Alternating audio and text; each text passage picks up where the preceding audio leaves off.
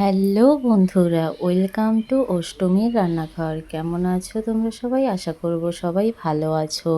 দেখো, আমি আজকে আরেকটা নতুন রেসিপি নিয়ে সামনে হাজির হয়ে গেছি। দেখো, ভেন্ডি নিয়েছি। ভেন্ডিগুলোকে ধুয়ে কেটে নিয়েছি, পেঁয়াজ কেটে নিয়েছি, একটা টমেটো কেটে নিয়েছি, আর আদা রসুন কাঁচা লঙ্কা আর একটু জিরে বেটে নিয়েছি।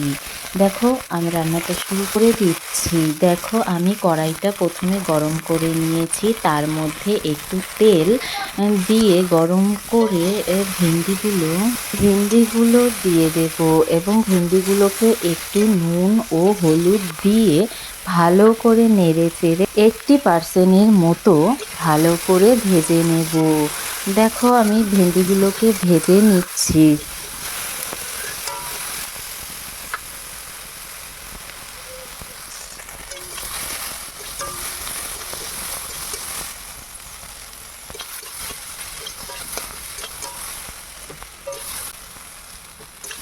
বন্ধুরা, ভেন্ডিগুলো প্রায় আমার ভাজা হয়েই এসছে। বেশি ভাজা যাবে না, কেননা বাকি 20% পরে রান্না হবে। দেখো, আমি ভেন্ডিগুলো নামিয়েও নিয়েছি। এখন আমি কড়াইতে একটু তেল দিয়ে তার মধ্যে গোটা শুকনো লঙ্কা আর গোটা জিরে ফোড়ন দিয়ে তার মধ্যে পেঁয়াজ কুচি দিয়ে ভালো করে নেড়ে চেড়ে তার মধ্যে কেটে রাখা টমেটোটা দিয়ে দেব। কেটে রাখা টমেটোটা সহ পেঁয়াজ কুচিটাকে ভালো করে একটু ভেজে নিতে হবে।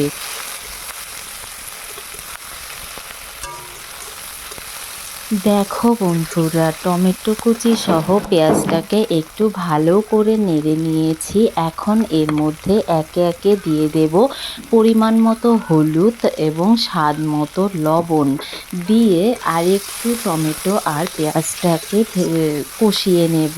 এরপর দিয়ে দেব বেটে রাখা মশলাটা দেওয়ার পর আরেকটু কষিয়ে নেব ভালো করে এবং একটু জল দিয়ে ভালো করে কষিয়ে নেব যাতে মশলাটা পুড়ে না যায়। দেখো, আমি কষিয়ে নিচ্ছি।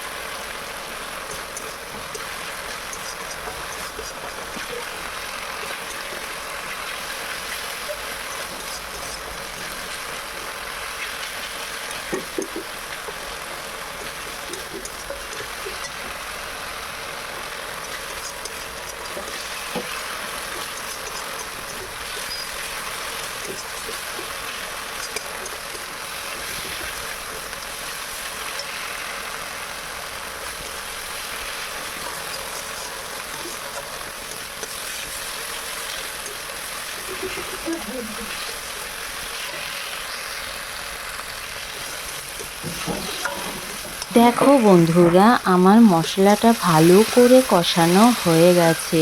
খুব সুন্দর করে আমি কষিয়ে নিয়েছি। এখন এর মধ্যে আমি দিয়ে দেব পরিমাণ মতো জল। খুব বেশি দিতে হবে না, মানে পরিমাণ মতো যেটুকু তোমার সবজি হবে ঠিক সেই অনুযায়ী দেবে। এখন ঝোলটা ভালো করে ফুটে ওঠা পর্যন্ত আমাদের অপেক্ষা করতে হবে।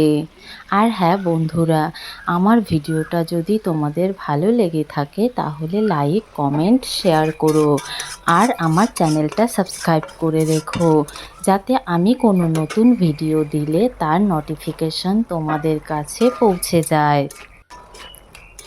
দেখো, কথা বলতে বলতে ঝোলটা খুব ভালো করে ফুটে উঠেছে। এখন আমি এর মধ্যে দিয়ে দেব আগে থেকে ভেজে রাখা ভেন্ডিটা।